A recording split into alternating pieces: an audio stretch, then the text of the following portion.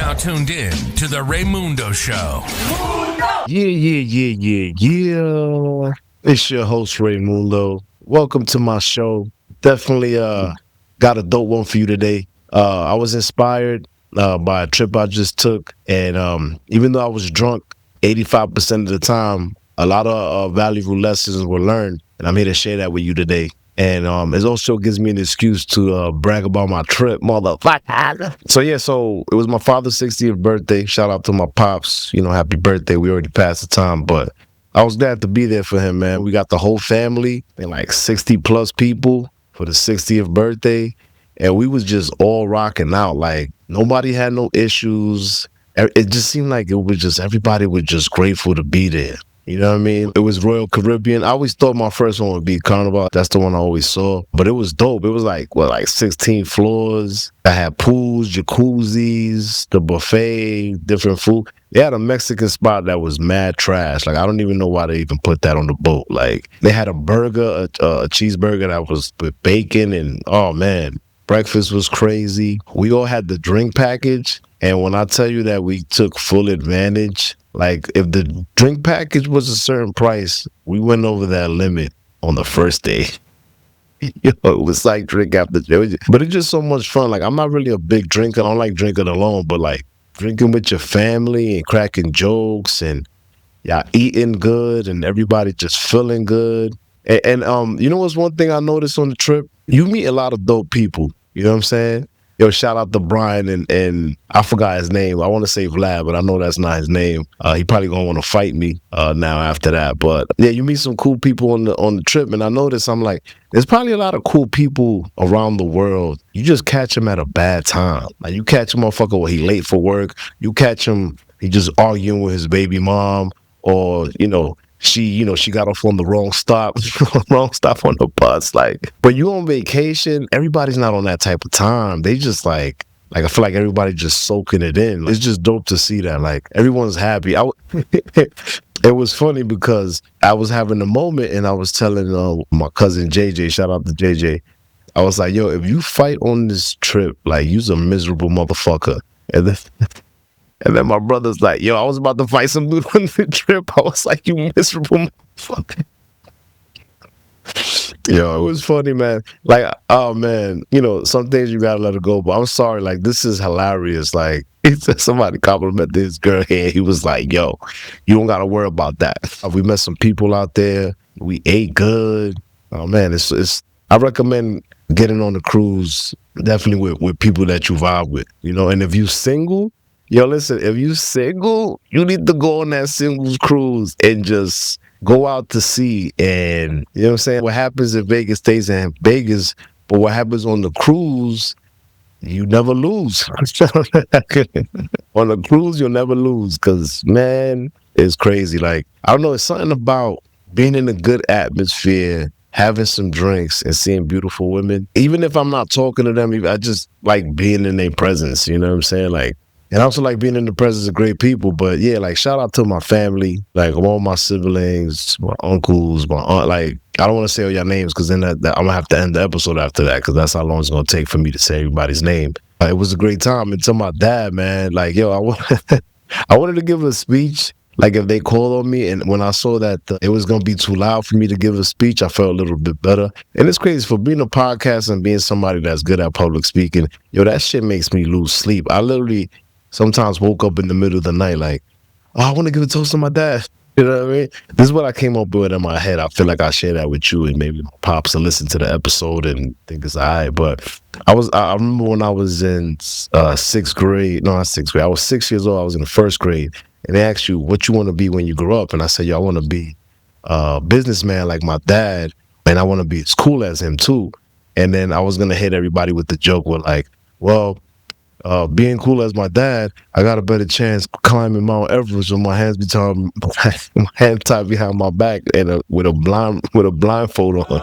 Like that's how cool my dad is. Like yo, like I've never seen this man not fresh like ever in my life. I've never seen a scuff on his sneakers. If you can find a scuff on his sneakers, I'm gonna give you some brag because I guarantee I won't have to. And like everybody went there to be part of this birthday that like 60, and he looked great. Me and my cousin was just chatting up with some girls there. They was cool as hell. And they were like, yo, that was your pops? It's like no matter how old I get, no matter who I'm influenced by, like my dad is just always gonna be like number one as far as the hero department is concerned. I was gonna say some real like shit that my cousins and my brothers was gonna be like, Doug, this guy. I was gonna say, yo, even though I'm taller than you, I still look up to you.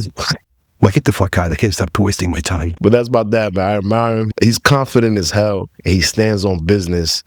And nobody's more of a family man than that guy. There's people that have confidence that I want to have confidence like that. One being Deion Sanders. But my dad is definitely one of them. The main thing I got from that trip was anxiety wasn't present. Depression wasn't present. But I was. I experienced every single moment, every single laugh, and every single, I want to say, tear. I mean, because I did cry happiness, like, you know, seeing my dad have that much fun, seeing my family all together.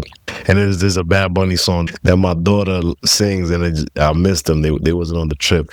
Let me tell you something. Trying to take some toddlers on the trip, all I saw was paranoia. I'm like, oh, I would have been paranoid. I would have left the room. I would have been like, I would have had them tight, like, y'all ain't going nowhere. And your trip is done. But yeah, I was there the whole time, like, what I didn't do didn't matter. What I needed to do didn't matter. What I wasn't and who I was or what I wanted to be didn't. What mattered was that time. I'm trying to carry that over to real life because, you know, vacation is like you living a dream. Dum dum dum dum dum dum dum dum dum dum dum dum dum. Another thing, you know what's crazy though? I'm gonna wrap this up now about the trip. I think I'm done with the bragging. I worked out 3 months to lose 1 pound. To gain it back the first day of the trip. Like, that's real shit. Like, before I got in the pool, I'm like, yo, let me see if there's any results. And it was access denied. I was just like, yo, you look the same, B. Like, you tried, though. You know what I'm saying? You got to give yourself a try. So now I'm like, all right, now there's no trip trying to get prepared for the trip. Now I'm just living a healthy life, looking good. You know what I'm saying? Been doing a single thing for a minute. Definitely want to crack that code. You know what I mean? About that time, you know what I'm saying? Yeah. So, like, I feel like we always in our heads a lot. Like, we always in our heads about something. A wise man once told me, he said, whether you worry or you don't worry, what's going to happen is going to happen. And it's so true. Whatever was going to happen that you worried about, maybe never happened, maybe it did, and you got over it, and now you're better. And you do that, right? Like, when somebody passes, you're like, oh, I'm going to make sure I stay in touch with everybody. And then when you get through a situation and then you're like, damn, why don't I just be more confident in the next situation? But like, your body likes to remember bad shit, but the good shit, that should take a minute to kick in.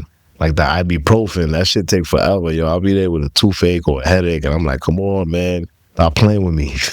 There's only so much you can say. If you're a father, like, get off your phone. Like, dead ass. If you're a parent in general, get off your phone. And again, I'm not trying to give you advice. I'm just saying, like, you want to be more present with your kid. There's moments you're going to miss because you scrolling on TikTok.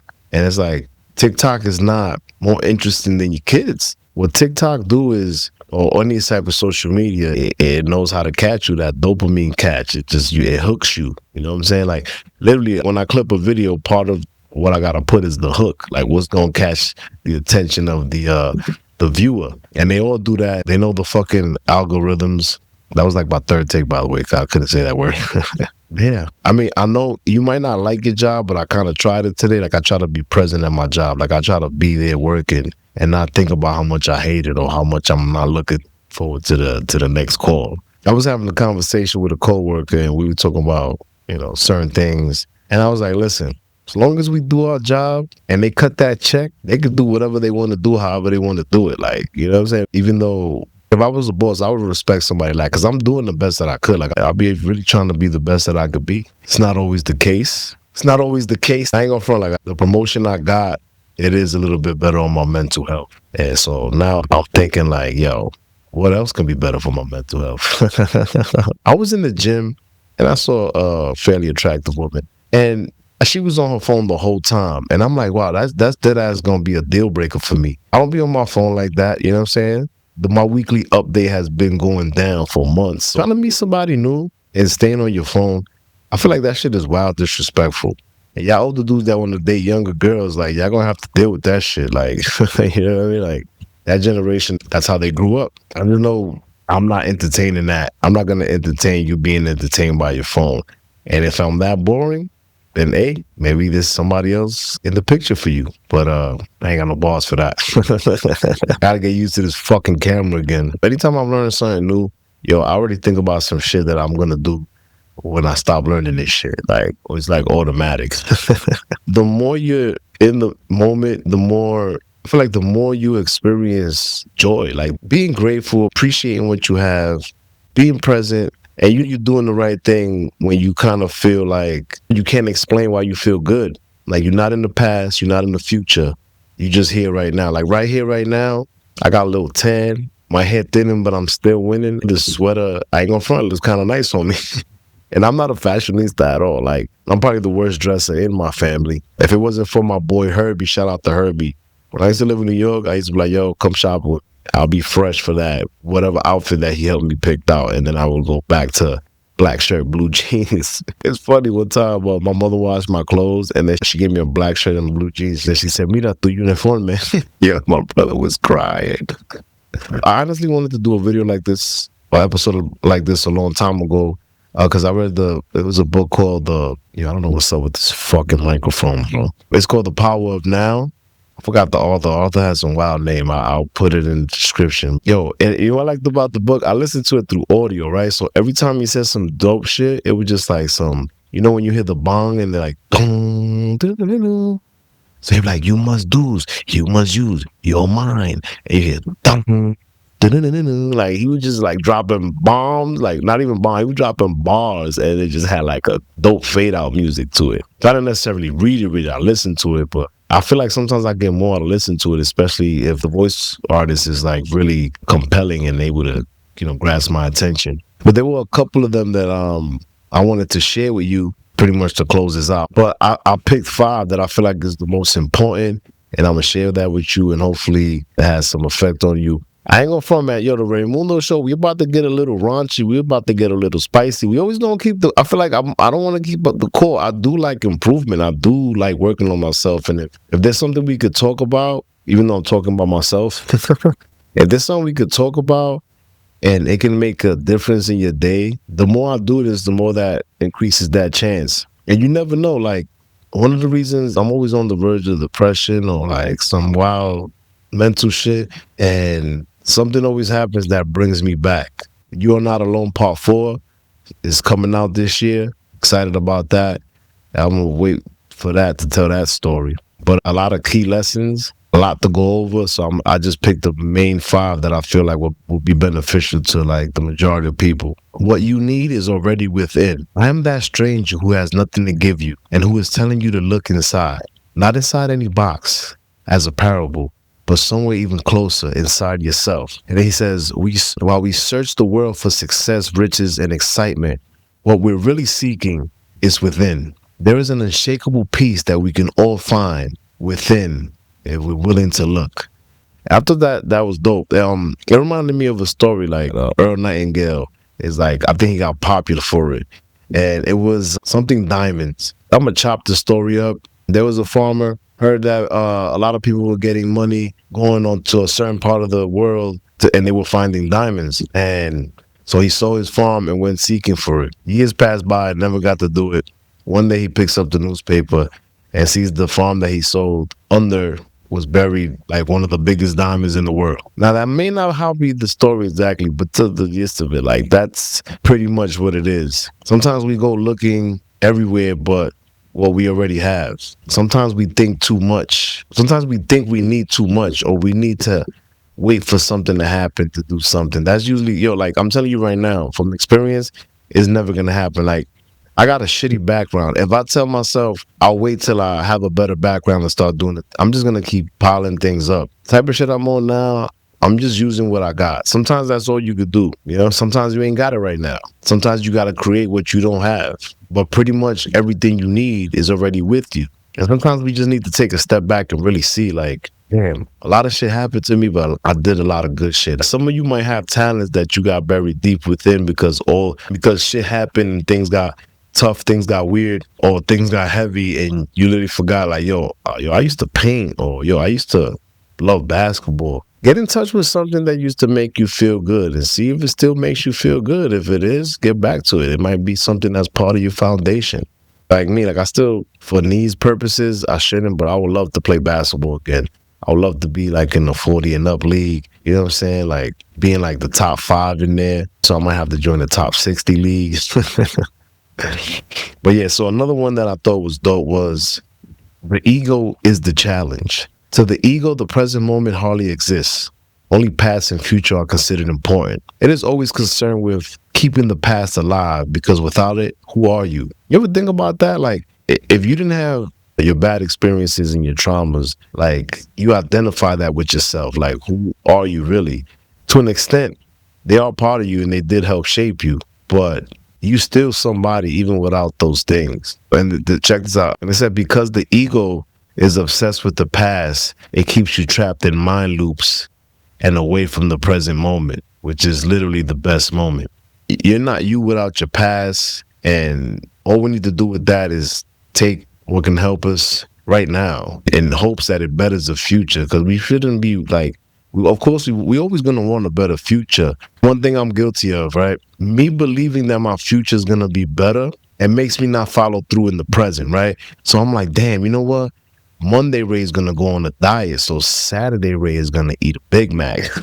You know what I mean? Like, I just made myself feel better about not being able to stick to my diet or not being able to stick to anything that I decided to do and blame it on the future of myself to make it happen. Like, that shit is wild. All right, another one was, all problems are illusions.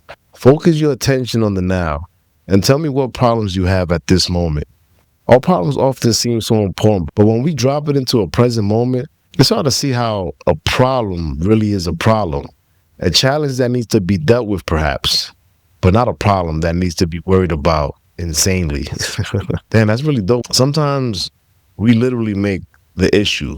Like before the trip, my mind tried to make up all these issues, and I literally just found a solution, right? My bag had a rip in it, and I could have been like, oh, I don't have a bag to take to, how I'm going to get over there and make this. No, you know what I did?